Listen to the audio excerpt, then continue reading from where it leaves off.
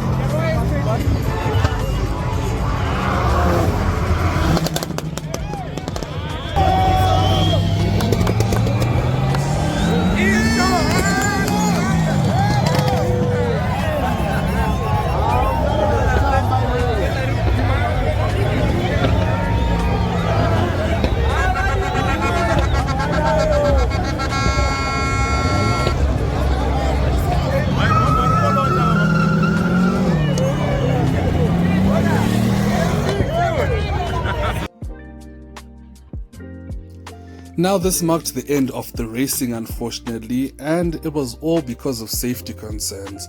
Now that's a shame because this was really an exciting event and it was really fun, but unfortunately, due to safety concerns, it had to be cut short. But we didn't let that stop our fun because we headed to the parking lot where we often find some hidden gems in all these cars. And one of the things we noticed, first of all, is Optimus Prime. Hey, Wagwan. But apart from him, there were others too, like this very ashy but elegant Jaguar F-Type. Really nice car. I'm not sure about the color, but hey, not my car, so who am I to judge? But apart from that, we also had, of course, the big boy car, the Lamborghini Urus in this lovely orange.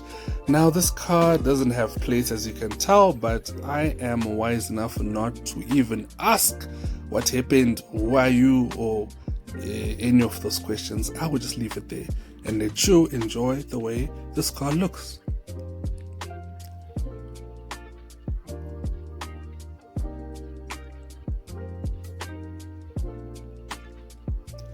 Now to the order farming mobile over here. This is a Mercedes C-Class, but more than that, it's a C43, and even more than that, it's a convertible. Shout out to these guys, they're quite cool.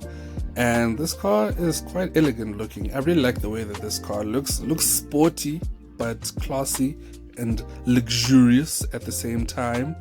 And I would like to see more of these actually, and you don't really see a lot of convertibles in Zim. Why is that? Let me know in the comments why we don't see a lot of convertibles in Zim. And of course we have some Subarus here. We've got this Trinidad James, oh god, everything inspired Subaru Forester. What do you think about this car, guys? Let me know. Then we've got this lovely shade of blue on this Subaru Legacy. Really looks nice. I wonder what shade of blue this is, but it's really nice. I bet it looks really nice when it's clean. And then we've got this Nick Fury one-eyed Subaru Impreza. Color me impressed. Okay, I'm going to stop now. Sorry, I apologize. Moving on to this, the Toyota Century. Now, it might not look like much, but this is one of the most luxurious cars that comes out of Japan. This rivals Mercedes and BMW when it comes to luxury. I'm very serious when I say that. I mean, look at this car, man. I mean, even as curtains, look at those curtains. I bet those curtains are nicer than the ones you have in your own house. Let that sink in.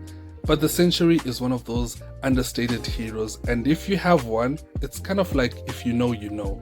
But this car is one of the most impressive cars that has come out of Japan in a very long time, and I really would like to have an experience in one of these.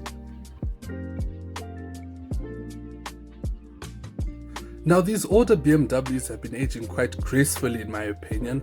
I really like this one in particular with this purple and gold wheel combo. Looks really nice. But for me, it has to be this. This is the BMW 6 Series, more specifically the Grand Coupe. I mean, look at those curves. Between you and me, I would do a lot of unspeakable things to have one of these cars. Yo, especially if it's an M6 Grand Coupe. Oof! And as Snoop Dogg would say, you got a bright future behind you, girl. Then we've got the 4 Series, and it doesn't look like much because of where it's parked, but I think out on the road it would look that much more impressive. You can already tell with this wheel combo and the white color, it looks really impressive in my opinion. Then you got the V-Dub boys. Now I must say these guys know how to have a good time, and they got the cars to do it too. Look at this Golf here, it looks really nice. But the piece de resistance was this makeshift speaker in the form of this VW Combi. Now I can't play the songs they were playing because of copyright, but look at these guys, they were having a blast. I mean, I wish I could stay and join them, but yeah, VW boys, shout out to you guys. You know how to have a good time, and you know how to mod a good car pretty well. Look at this VW Golf 1, looks really clean. All he did was to add really nice wheels there. I don't know what brand they are, but this looks super clean. No tint, you don't need tint, man. This just looks special. Speaking of special, you got this big old honking, what do you even call this? It's a V8 monster, it's a beast. It's a Defender 6x6 custom built. This is impressive, guys. This is what we like to see when it comes to car culture. Unique builds like this. You can't just walk into a dealership and buy something like this. And it makes something like this, a 79 series, look ordinary. I mean, where have you seen a car that's able to do that? Truly impressive, man.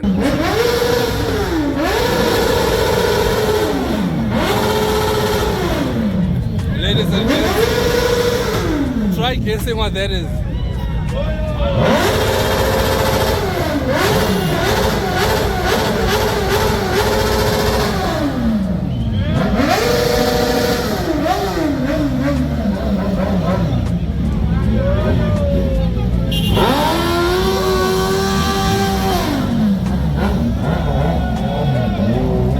So in a nutshell, guys, that was our experience of the Donnybrook races. Now, we really do hope that in the future, a lot of these problems we experience can be addressed. Overall, we had a great time, but because one, there was the issue of the races being ended early due to safety reasons, I hope that can be addressed by, of course, having better infrastructure to allow for better spectator experiences. And of course, for the races to actually be timed. Now there's a lot of chatter as to what caused that, but for us we can't really say anything because we are not in the inner circle. We do not know what happened when it comes to the times not being able to be recorded. All we know is next time we hope that that can be fixed and we're able to have races that are timed and that we can have a full experience that lasts all the way to the end of the day. But we can see the potential and we really hope that everyone else saw it too. Yes, there was frustration from the crowd, from the drivers, but we hope that next time it'll be a much better experience for everyone involved.